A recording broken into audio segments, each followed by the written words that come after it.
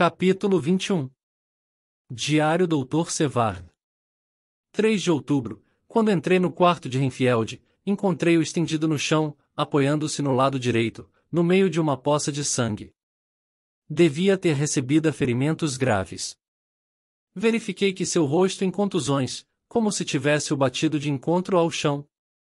Acho que ele está com a espinha quebrada, disse o guarda, que se ajoelhara junto dele. Veja, tanto a perna e o braço direito, como todo o lado direito do rosto, estão paralisados. Não posso compreender. Ele poderia machucar o rosto batendo a cabeça de encontro ao chão e acho que quebrou a espinha caindo da cama.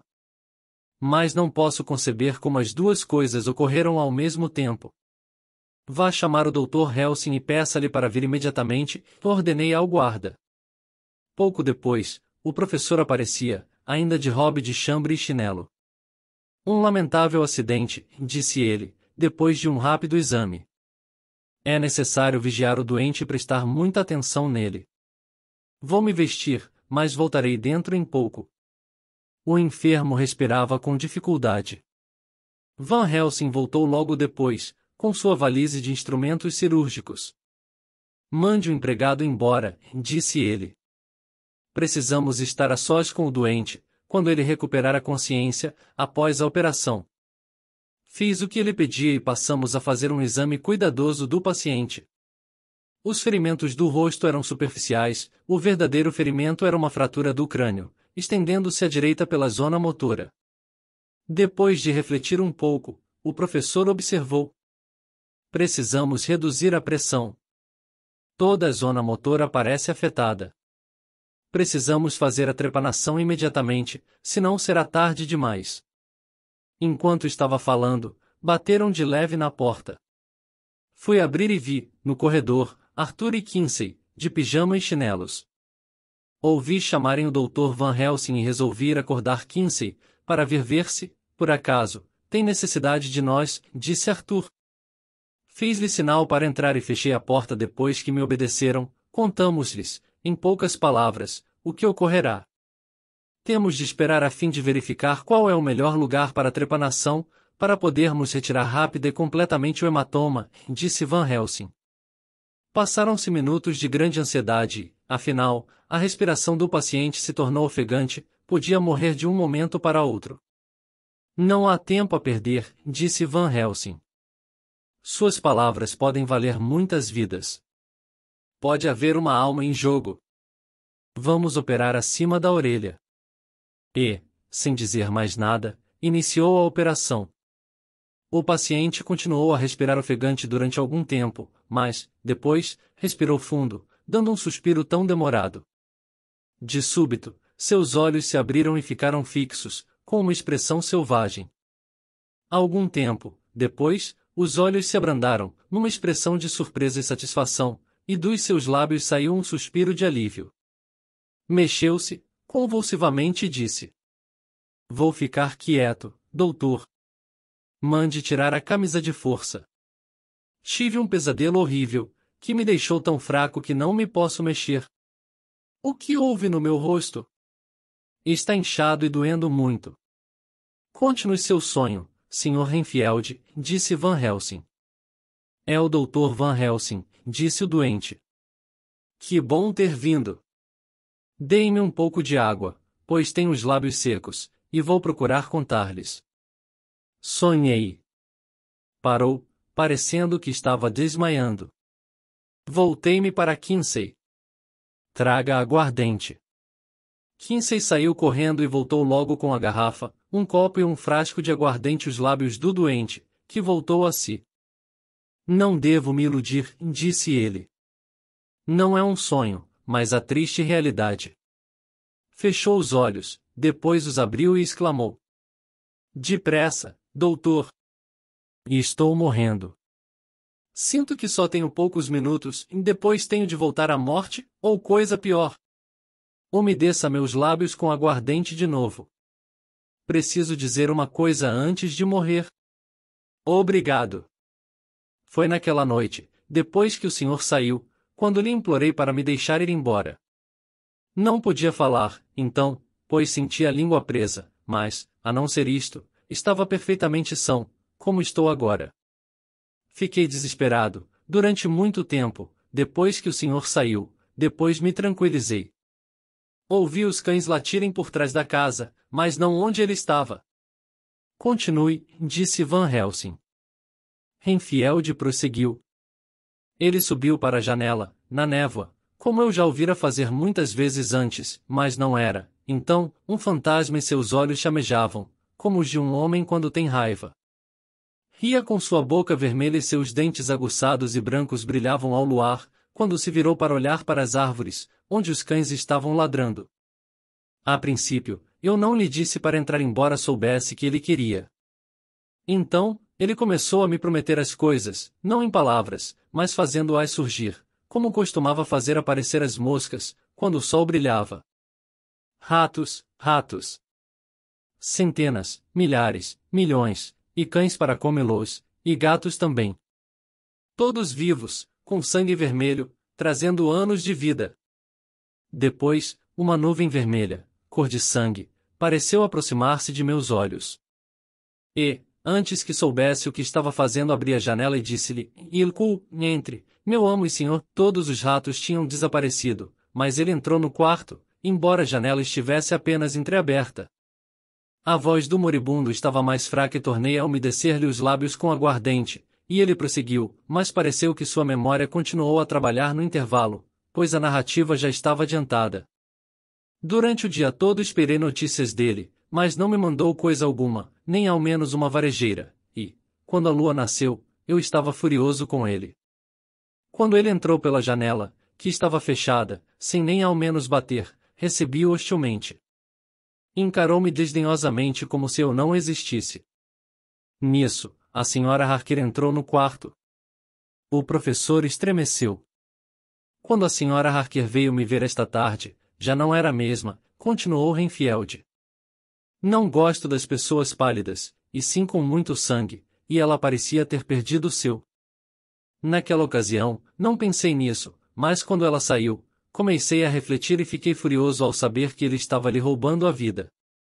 Assim, quando ele veio esta noite, ataquei-o, ouvi dizer que os loucos têm uma força prodigiosa e acho que ia vencer, pois não queria que ele continuasse a roubar a vida dela, até que vi seus olhos.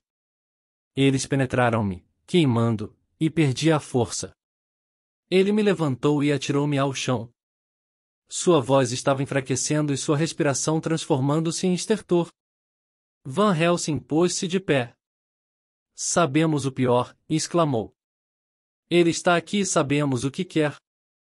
Talvez não seja tarde demais. Vamos nos armar, como a noite passada, mas não podemos perder tempo, nem um instante. Nós todos nos apressamos e fomos buscar, em nossos respectivos quartos, as mesmas coisas que levávamos conosco quando entramos na casa do conde. Encontramo-nos no corredor e paramos diante da porta do quarto de Harker. Se a porta estiver trancada, disse Van Helsing, temos que arrombá-la. Meus amigos, quando eu virar a maçaneta, se a porta não se abrir, vocês todos metam o ombro, com força. Girou a maçaneta e a porta não se abriu. Lançamos-nos todos contra ela, que foi arrombada e, com impulso, quase fomos atirados ao chão. O que vi dentro do quarto fez os meus cabelos se arrepiarem. O luar estava tão claro que mesmo através da cortina da janela iluminava bastante o interior. No leito, junto da janela, Jonathan Harker dormia profundamente, como que narcotizado. Ajoelhada na beira do leito, estava o vulto branco de sua esposa. Ao seu lado, estava de pé um homem alto e magro, vestido de preto. Tinha o rosto virado para o outro lado, mas reconhecemos imediatamente o conde, até pela cicatriz da testa. Com a mão esquerda, segurava as duas mãos da senhora Harker e, com a direita, a segurava pela nuca. A camisola de dormir da senhora Harker estava manchada com sangue, que escorria, também, pelo queixo do conde no seu peito. Quando irrompemos no quarto, o conde virou o rosto para o nosso lado e a expressão do seu rosto se tornou demoníaca. Empurrando sua vítima para o leito, avançou contra nós. Mas Van Helsing caminhou ao seu encontro, segurando o envelope que continha a hóstia sagrada. O conde parou, de súbito, como a pobre Lucy tinha parado à entrada do túmulo, e recuou. Avançamos, mostrando os crucifixos, e ele foi recuando cada vez mais. A lua foi, de súbito, obscurecida por uma pesada nuvem e, quando Kinsey riscou um fósforo e acendeu o gás, o conde havia desaparecido e vimos apenas uma névoa, passando através das fendas da porta, que se fechará de novo. Nesse momento, a Sra. Harker deu um grito tão estridente que tenho a impressão que hei de ouvi-lo para o resto da vida. Corremos para junto dela. Seu rosto estava cadavérico, de uma palidez acentuada pelo sangue que a manchava e lhe escorria pela boca, queixo e pescoço, seus olhos denotavam um pavor indizível. Escondeu o rosto nas mãos, deixando ainda ver nos punhos os sinais das garras do conde. Jonathan está no estado de estupor que o vampiro pode produzir, como sabemos, murmurou Van Helsing. Nada podemos fazer pela pobre Madame Mina, por enquanto. Precisamos despertá-lo. Molhou uma toalha em água fria e começou a esfregar o rosto de Jonathan, cuja esposa, enquanto isto, soluçava, com o rosto escondido nas mãos. A lua já brilhava de novo e, olhando pela janela, vi Kinsey Morris que atravessava o gramado correndo e se escondia à sombra de uma árvore. Estava imaginando qual seria a sua intenção, quando ouvi a voz de Harker, que estava recuperando os sentidos, e começou a gritar. Em nome de Deus, que significa isto? Gritou ele. Que aconteceu? Mina, que aconteceu? Contei-me. Que quer dizer este sangue? Meu Deus, ajudai-nos. E pulando da cama, frenético, continuou. Dr. Van Helsing, sei que o senhor tem grande estima por Mina. Faça alguma coisa para salvá-la. Ainda deve haver tempo. Tome conta dela, enquanto eu o procuro. Não. Gritou Mina, esquecendo o próprio sofrimento e agarrando-se ao marido. Não pode deixar-me, Jonathan. Van Helsing procurou acalmar ambos. Não tenha mais medo, minha filha. Estamos aqui, enquanto isto estiver junto de você, nada de mal lhe acontecerá, disse a Mina, entregando-lhe um crucifixo. Está em segurança por esta noite, devemos nos manter calmos e discutirmos a situação.